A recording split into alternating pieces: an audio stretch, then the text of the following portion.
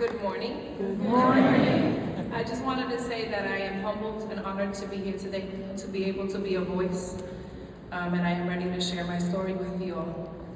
I want to thank you all for coming to the State House today in support of civil legal aid, and thank you to the Equal Justice Coalition for giving me the opportunity to share my story with all of you. My son Roberto was born with Duchenne's muscular dystrophy, which is a terminal illness. It usually affects boys in early childhood. People with the condition will usually only live into their 20s or 30s. Due to my son's illness, our home needs to be accessible. Since there's nothing I wouldn't do for my son, civil legal aid allowed me to provide a safe, stable home for him. Legal aid helped me get the housing voucher I needed to qualify for a suitable, accessible home as his health declined. In 2020, I found a home, and the same day, the owner admitted to me that at first, he didn't want to rent to a Section 8 tenant. Those were his exact words. But after meeting me, he changed his mind. Once I moved in, I took great care of my home, and we had a nice life there, until the home was sold in 2022 to a new owner, a developer. This man had no interest in keeping me on as a tenant. He berated me for months and engaged in tactics to try and force me out, even though I continued to pay my rent on time every month. He ignored the rodent problem when I reported it, and refused to make repairs when I mentioned there was black mold in the bathrooms and water damage on the ceilings throughout the home. As soon as I reported these living conditions to the Board of Health in January of 2023, then came the notices to vacate from my landlord. Every day that went by, my stress level went up. At one point, I even had 3 panic attacks. I couldn't believe that my landlord was trying to force me out by any means necessary. I contacted legal aid immediately, and they worked endlessly, step by step, to fight for my rights and my ability to care for my family. The first step was to talk with the Housing Authority, which gave my landlord until July of 2023 to make the repairs, and yet he did nothing. Instead, my landlord tried to get me to settle for an agreement that would allow me to stay in the home for another year. And if my son passed away during that year, I then would have 30 days to move. 30 days. 30 days to mourn my son, to plan his funeral, to find a new apartment and move. My legal aid lawyers always listened to me and fought for what I was seeking, which was to stay living in the home until my son passed, with an additional 6 months after to move. When we had our day in court, which was last month, December 12th to be exact, it'll be a day that I'll never forget.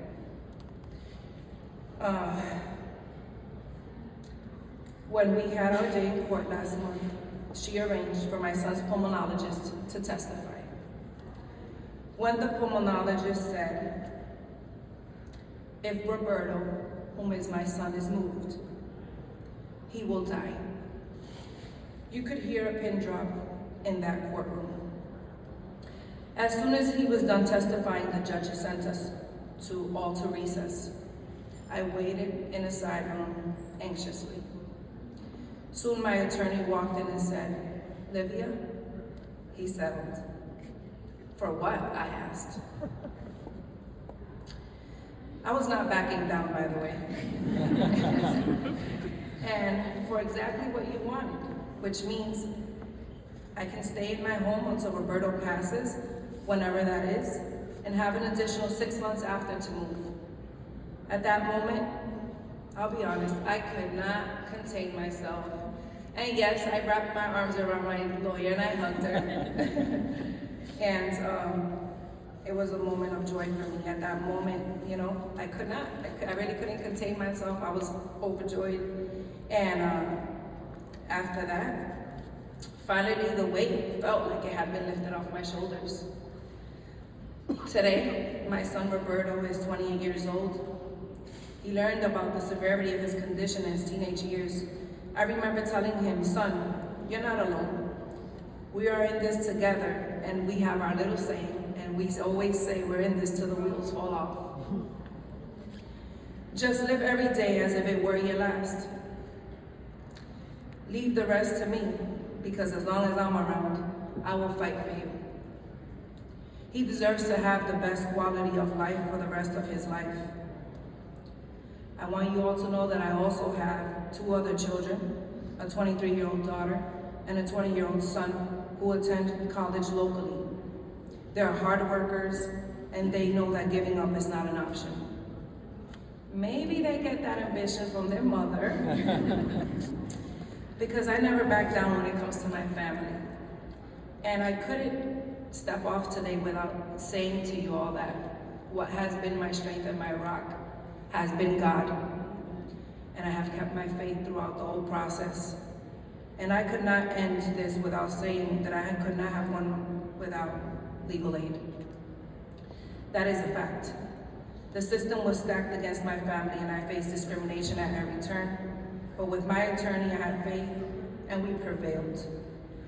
Legal aid has literally been a lifeline for me over the years, and I even served as a board member to pay it forward.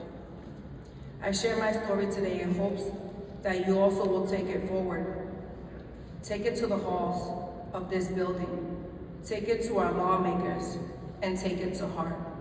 And I also wanted to add that day, December 12th, when I went to turn around, there was more. It was not just my lawyers, it was the staff of CLA. And that I was completely amazed because my family is not here. And it felt more than my attorneys. I felt like they're a family, which is why I'm here today. And I would go and help with anything that I can help with and do above and beyond for them because they've been there for me throughout the years. So I want to say that I share again my story in hopes that you also will take it forward. Take it to the halls of this building. You know, those $55 million, I know that although it may sound like a lot, it will make a change, it'll make a difference. And I ask that you all take it to your lawmakers and take it to heart. Thank you for advocating for justice, fairness, and plain old equal treatment under law, because it really does mean the world of difference. Thank you all.